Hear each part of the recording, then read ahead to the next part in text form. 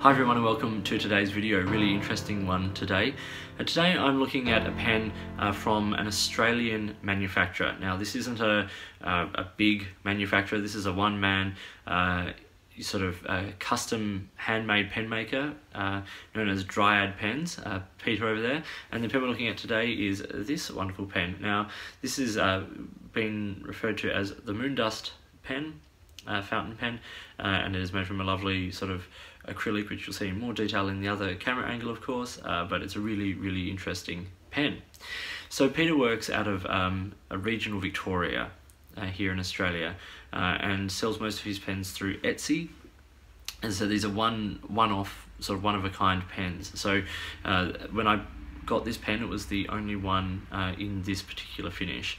It's a really interesting pen. It's a standard sort of cartridge converter pen. It takes a standard number 6 nib. In this case, it's got a Yovo broad nib, stainless steel nib in it. But they're beautifully made. And what I want to do is I just want to show you this pen. I'm not going to necessarily review the pen in incredible detail because it's a one-of-a-kind, but I'll show you the pen and show you the workings, and you can then head over to his Etsy page and support an Australian manufacturer and who does really high quality work. So, see you in a second. So here we have the Dryad pens, what we're calling the Moondust. Now I'm just going to slowly turn this so you can get a sense of that material, how beautiful that actually really is. It's a stunning pen. Let's talk about the parts of the pen. As I said, it's made from a lovely sort of grey, shimmery silver acrylic. And the workmanship on this pen is absolutely divine. You can see it sort of bulges towards the middle and then tapers away. The step down off the cap is minimal, and it is a screw cap. You do get a slight step down here at the base of the threads, but the pen is big enough to hold away from that, and the section is really quite a substantial section as well. So the top of the pen and both finials are made from the same material as the pen. And both the polish work on this pen is beautiful, and that continues right up through to the top and the bottom there of the pen. Just really beautifully made. It's got these two metal bands at either end. The metal band on the bottom here, I think, means that it can't be eyedroppered. I might be wrong, but I'm not going to give it a try. It is a cartridge converter pen. It takes standard international converters and cartridges, of course. It takes a number 6 size nib, which is really great for the universality of that. So this is a Yovo broad, which I got on the pen. The section tapers towards the end and then has a rather large flare up, which actually you can feel if you hold the pen close to the end. It does sort of come under the fingers, but if you hold it back on the threads, as I said, you're not going to feel those. They're not sharp at all. If we talk about the size of this pen, so capped, it's 134 millimeters. Uncapped, it's 127, which is still a very good size pen, and posted, it's about 165, which is quite long, but because the material is so light, you don't feel the weight of that cap on the end of the pen, and it still feels very balanced. The pen came with a converter, which was lovely. It's a Schmidt, I think, K5, and so the capacity is about 0.8 mils, as is sort of normal. So not a huge ink capacity, but the standard for what you would get with sort of most cartridge converter pens. The weight of the pen is 24 grams, 17 being in the body, 7 in the cap. So it's a nicely balanced and not overly heavy pen by any stretch of the imagination.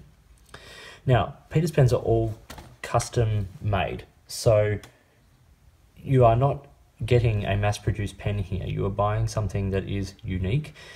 It will have, the material will be unique, the design of the pen will be unique, and this particular one, I think he says, is modelled off a sailor pen in terms of the general proportions of the pen, and I think these proportions are really very good. You can see, looking at this pen, that Peter's work is superb. It is, the threads are beautifully cut and they line up beautifully and feel smooth.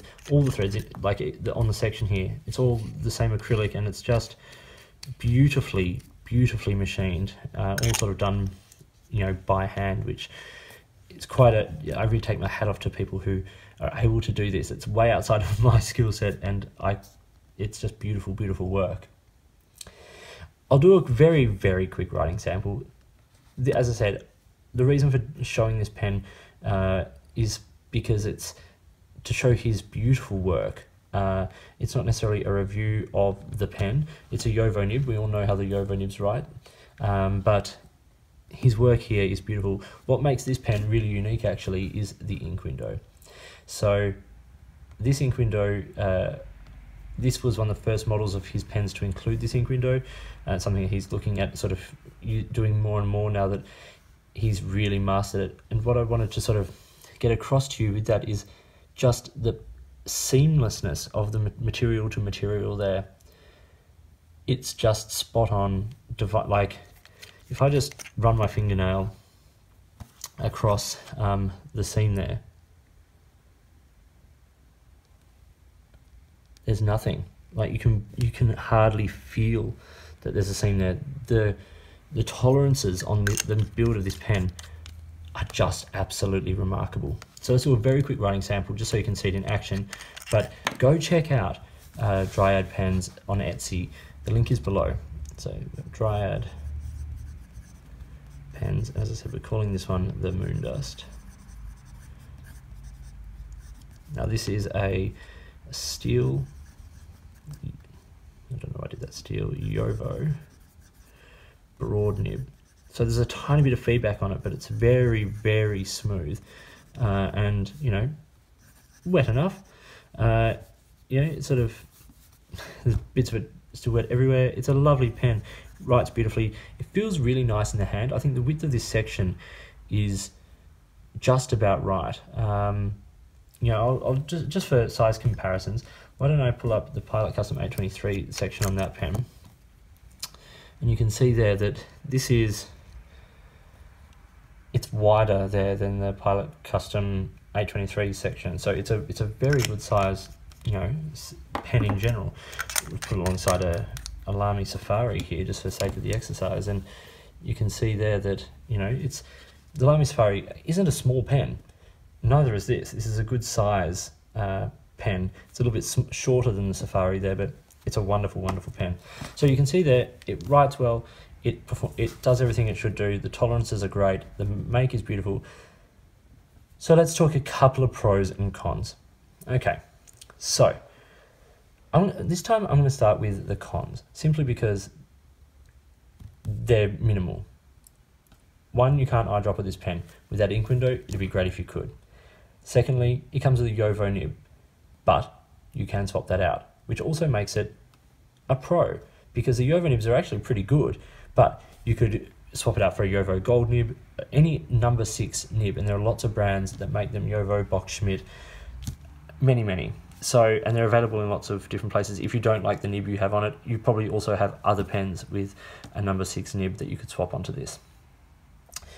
That's it for the cons. For the pros, I love this material and I love the ink window. I think the design of that and the placement of that is absolutely spot on. It's well made, it's strong, you know, it doesn't feel flimsy. The material is nice and robust, and the make is robust. It's a unique pen. I am the only person who has a pen that looks exactly like this. So you are getting a work of art, a one-of-a-kind piece. Now, one-of-a-kind pieces often come at a cost. Now, Peter, when he started making his pens, he was sort of looked at the models of places like Edison and Franklin Christoph and companies like that who do similar sorts of work, and sort of decided that he could do this as well. Now, he does it on a very small scale. It's just him and, you know, doing everything himself by hand, but he keeps the prices really reasonable. They are priced accordingly to the material, and each pen costs a different amount depending on the work it takes to make it and what's in it. But they are really reasonably well priced. As I said, go check out the Etsy page, just see, because, you know, this is that they're more affordable than a lot of the companies like Edison. So really worth looking at. And I think he does take custom orders. I think if you wanted a particular pen, if you wanted a particular material, I think you could definitely contact him and at least chat to him about it, because he's one of the nicest guys, and open and genuine with his work, and a joy to deal with. So yeah, check out Dryad Pens on Etsy. I'll link it all down below. Well, that was the Dryad pens, as I said, the Moon Dust acrylic, and a really lovely pen. As I said, go check his page out on Etsy. I'll link it down below. He's really worth supporting. The work he does is beautiful, and he's so easy to deal with. So get in touch with Peter over there at Dryad Pens. Hope you found this video useful and interesting. If you did, give it a thumbs up and subscribe to the channel. Hit the notifications button if you want to stay up to date with the videos that I produce. Please feel free to get in touch using any of the platforms listed below.